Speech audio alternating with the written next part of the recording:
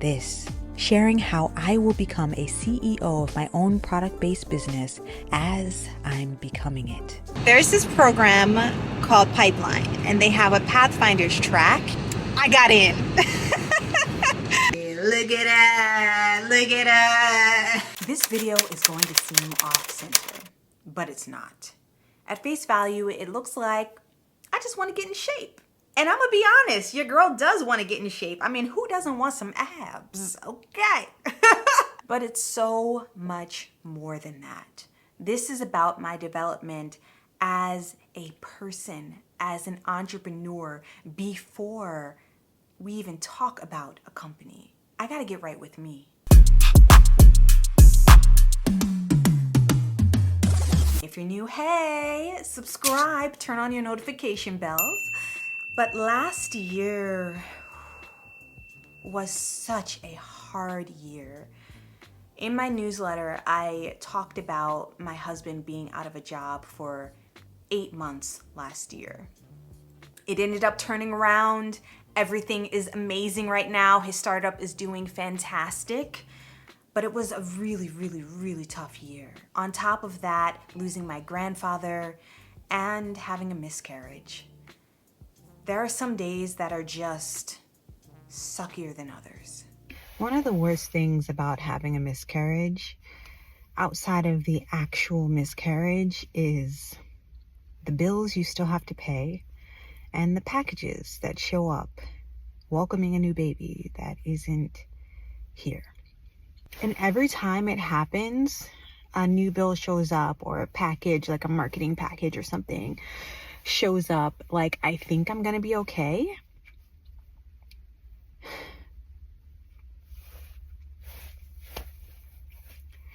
I'm going to be okay. I know I'm going to be okay. I just never expect to get emotional about it. It's like never my intention to come on here and cry or anything. I actually hate crying online. I hate it. But I am human. And, you know, some moments just suck more than others. But, you know, outside of that, I'm going to go pick up my son. And every time something like this happens, I get more and more grateful for what I do have, despite the pain. So, any of you guys out there who have experienced this once, twice, like I have, or more, just know that you're not alone, and I'm gonna send out good vibes for you. We'll just keep pushing. Guess who's back? Back again. Da Vinci's back. Tell a friend. So, I did want to let you guys know, when I get packages of stuff that I don't need, I'm the only female in my house, so that happens quite often, where it's not like I can pass it to anybody in my house. I donate. I have 3 places where I donate. One is my church, the other is homeless shelters downtown, and the other thing I do is I will pack care packages and keep them in my car for anyone that I just come across. It's typically downtown. That's the best that I can do, and at least I can bless other people, you know? So when I had my miscarriage, I turned to food to soothe. And I do that a lot, and I don't want to do that anymore. I was working out really great for 3 months and I fell off, and now I'm literally the heaviest I've ever been. So I started going to the gym, I started working out, I just did a grocery haul.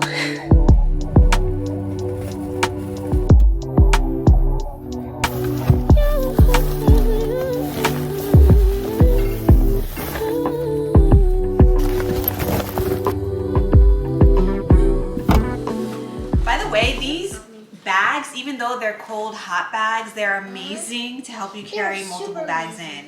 Those of you who don't like making multiple trips like me. They're super amazing, right?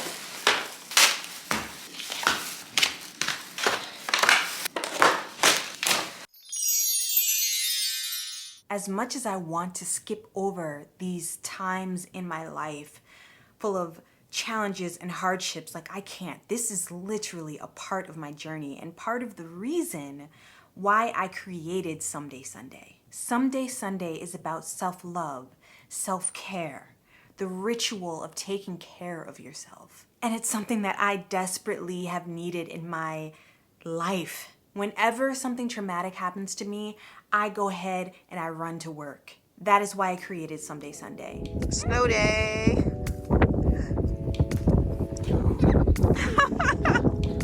I'm a firm believer in giving yourself space to decompress. So many women put themselves last when it comes to the priority of taking care of themselves, and society celebrates that. I'll take a vacation, a bath, go dancing, spend some time with my family someday. Someday refers to putting off your desires to the future. Sunday is a common day of rest and rejuvenation. Someday Sunday makes every day Sunday. It's an invitation to give yourself permission to rest and create rituals of self-care. Because in this state, you can give space for joy and peace. And have a little fun. So as I move into taking care of my body and going to the gym and all the things, I have to tell you that as much as it is about fitness, it is about my mental health. And there are so many entrepreneurs that talk about working on yourself. Like in this clip. Like I say it all the time, it's like I was trying to grow this business any way I could and nothing was working. And I typed into YouTube, how do I grow my business? And a Gary Vee video came up and it was like, to grow your business, you must grow yourself. And I looked at it and thought, no, thank you. I am perfectly fine the way I am. Like the 17, 18-year-old arrogant, cocky kid. And then I was like, I'm going to grow my business by doing email marketing, by influencer marketing, all this sort of stuff. And nothing worked. And I was like, kept reverting back to this video. And I was like, I'm really going to have to work on myself if I want to grow this business. So then I started working on myself. And honestly, I would advise it to anyone out there who's like thinking about improving their lifestyle, improving who they are as people, because I was certainly not the best human being at all when I was a kid. And I am pretty harsh on myself, but because I knew the standard, as soon as I started implementing these little things of going to bed early, of training in the gym, of just being a nicer person, like having more conversations with my family, like honestly, all these just positive things on a micro level, my business like just started to, like, we got more customers, we got more sales, we got more people selling to us. I got more ideas because my mind was more clear. It was honestly like, if anyone's struggling to grow their business, the easiest thing is just to start growing yourself. And even if your business doesn't grow, you've grown yourself. Right. So there's a net positive that comes out of it. Self-improvement is the crux, the core, the heartbeat of, I think, being a successful person in life. You have to be able to open up and be vulnerable and share. And I can only be me. Right? I can't erase anything that has happened to me in the past, but I can move forward with all of that life experience and try to create something beautiful. In the past, I created a hashtag called An Ordinary Thing.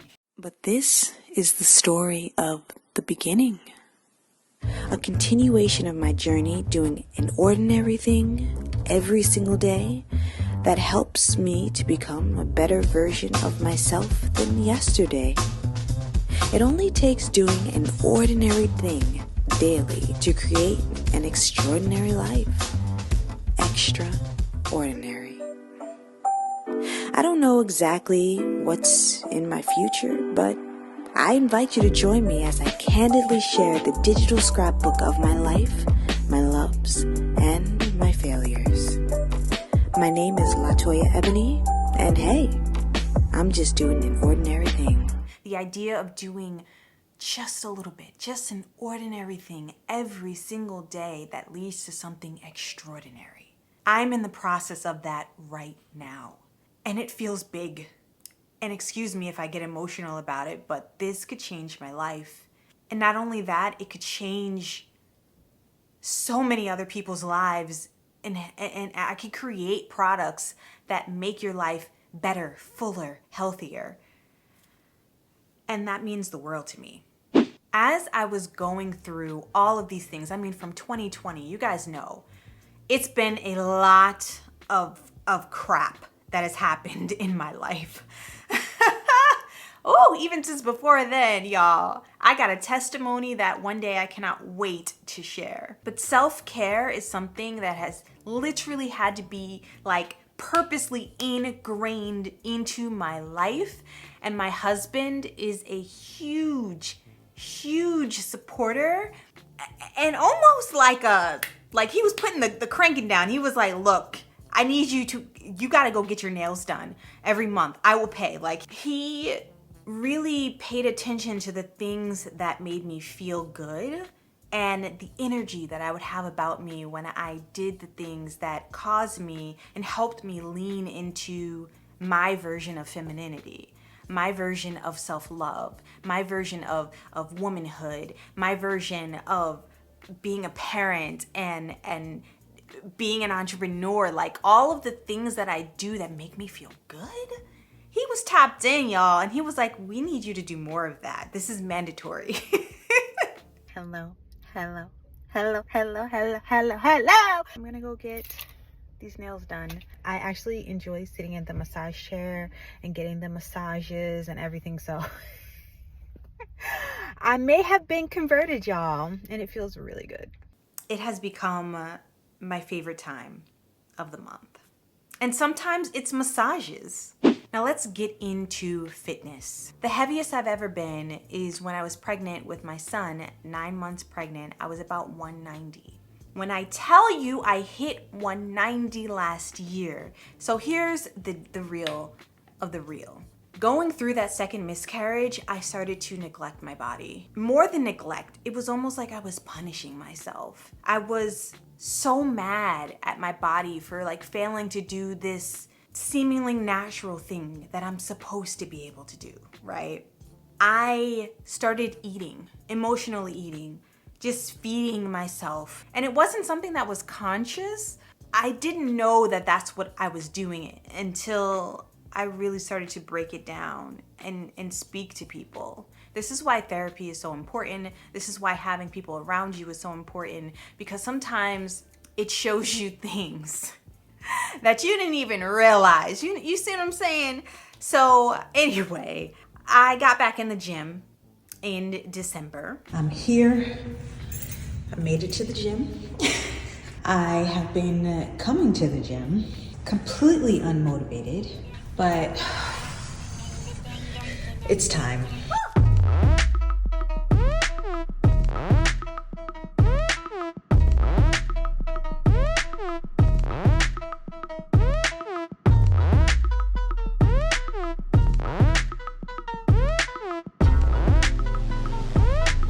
And I've been working out on my period. Oh, help me. But I feel blessed. I'm able to do it. It is challenging, yes, but you know, I'm grateful for the ability to do all of these things. So anyway, I'm gonna go get some healthy groceries and talk to you guys probably tomorrow. Bye. I started eating whole foods, not only because it's gonna help my body, but it helps my mind. It helps with clarity. It helps me not be so darn tired, as well as iron pills, which I need to go get more of. Working out is not just for my body. It is about my mental health. I know that I'm so much more of a better person when I am active. Activity every single day. If it's a walk, if it's a couple push-ups, if it's a couple squats, if it's being on the treadmill. This is what I've been doing, okay? Hey. I'm in the gym. I have been taking the gym seriously since January 1st. I've been consuming a lot less, like no processed sugar, no processed foods, for the most part, I'd say. And I'm just like trying to cleanse my body. My husband watched this documentary about like two twins who go on these diets. I didn't get a chance to see it, but he was like, okay, I'm serious now. And so, you know, he's on board too, so I'm very happy about that. But no, I've just been doing my thing, me and my little twists pretty much almost every day. And I've just been kind of taking it easy and at least walking for like an hour, kind of like what I did when I first had Da Vinci. The only difference is we're not in California and it's cold as hell outside, so this is my walk. No beautiful view on the hilltops in California, but you know, at least I get to do it, you know? 75% of my diet is whole, clean foods. So we're talking salmon, lots of like meats and vegetables, like chicken and vegetables, salmon and vegetables, or just soups. And I've been eating a lot of smoothies lately, or drinking, eating, it depends on how thick it is. Smoothies has been like everything for me, and soup. And let me just tell you, I have lost like 6-7 pounds, okay? I'm gonna keep going because I feel good. What's gonna make this time around different than the times before? One thing that I said earlier is like working out for mental wellness instead of just physical. But also what has tripped me up in the past is this idea that I have to be perfect. Like it's all or nothing. Once I mess up, it's fine. Open the floodgates, bring out the fast food, don't go to the gym. Like I messed up, you know? And like I've been really working on myself in this idea of perfection in terms of like health, like transitioning into a healthy lifestyle. I think this past year, just thinking about that and how toxic that can be, it doesn't have to be all or nothing. This is about truly becoming a better me, and I cannot take care of a business if I don't take care of myself. I cannot take care of my family if I do not take care of myself. And let me tell you, entrepreneurship is such a grind. Episode 3. The next episode, definitely stay tuned because I get real. I definitely get real, and I know there's gonna be so many of those moments, and staying active just helps me stay on track. I'm proud of myself, and I encourage you, like if you have a goal, if you have a dream, there is no time like the present. There just isn't. And starting with these foundational things is gonna get you through. And I know I didn't mention God, but he all through this, 100%. Subscribe, turn on your notifications, because this channel really be playing me. YouTube plays me on this channel, okay? Kind of died a little bit when I stopped posting for like 2 years, so I'm bringing it back to life. So if you turn on your notifications, you're actually gonna get these notifications that I have a new video up. Formula of a CEO. We just finished orientation and now we're headed to do a speed networking event. I am afraid of failing.